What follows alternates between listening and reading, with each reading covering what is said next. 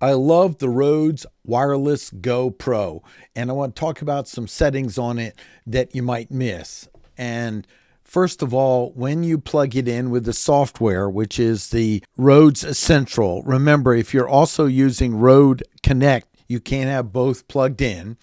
Then you plug in your unit, bring up the software, then you'll see the charging case, the Wireless Pro. The charging case is its case itself. You can plug in each one of these units into the case. In fact, it's recommended. Then here's the transmitter, and then on it, it has some of the settings and so forth.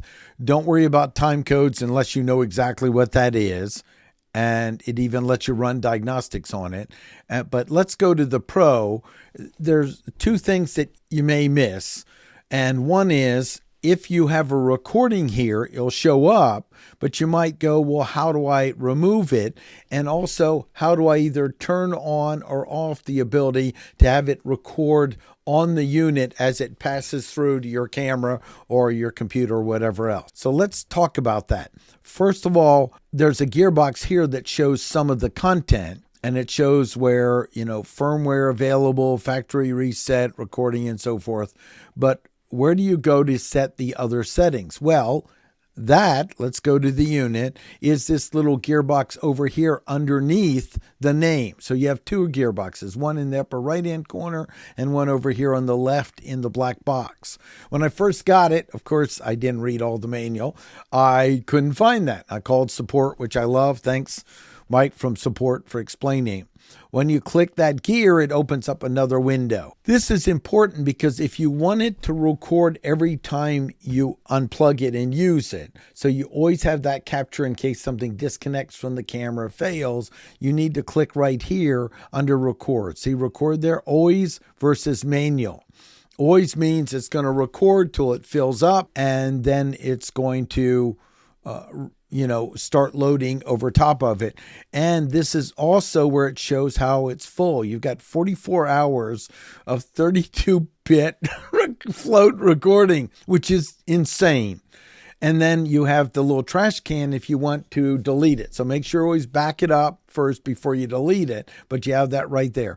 Timeout's another feature. This is so if one of you goes to the bathroom or something out of range, it times out the unit, so you can read about that as well. And this gives you the information about the series, diagnostics, the version, and that it's up to date. It's all fantastic how they've designed it once you see it and understand it. This is the thing to note. If you're in here and you go, oh my gosh, where I see the recording, which will show up right here. I don't have a recording right now.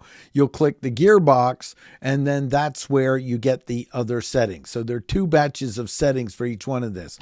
One more thing I want to show you is 32-bit float. If you wanted to record in 32-bit float, which I'm not sure why you wouldn't, it gives you more headroom on it, then that's where you'd select that. And then the other is 48 versus 41. Most systems are using 48 kilohertz. 41 is, I believe, the earlier CD level, so it's a little higher resolution. And then format, unless you want to go right to some MP3 podcasts, which I don't recommend, I'd pick WAV because that's a uncompressed version.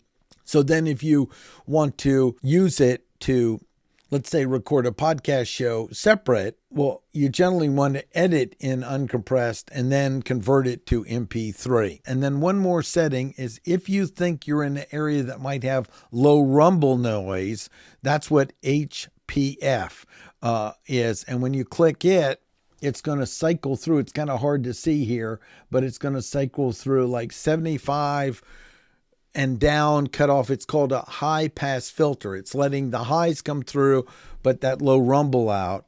If you're familiar with editing, you probably want to do this after you record it, and you might put it through a high pass filter or some equalizer in your editor. But if you know you're in an area that might have a lot of low frequency noise, it's rumbles, you can use that to cut it out because it's a very good quality mic. I'm going to unplug it here. I want to just end with showing you this. This is just extraordinary. This is so well designed. I'm so excited. I'll just tell Rhodes, it looks like you were listening to your tech support. I used to work for IBM, and the best products came out when they listened to their tech support people.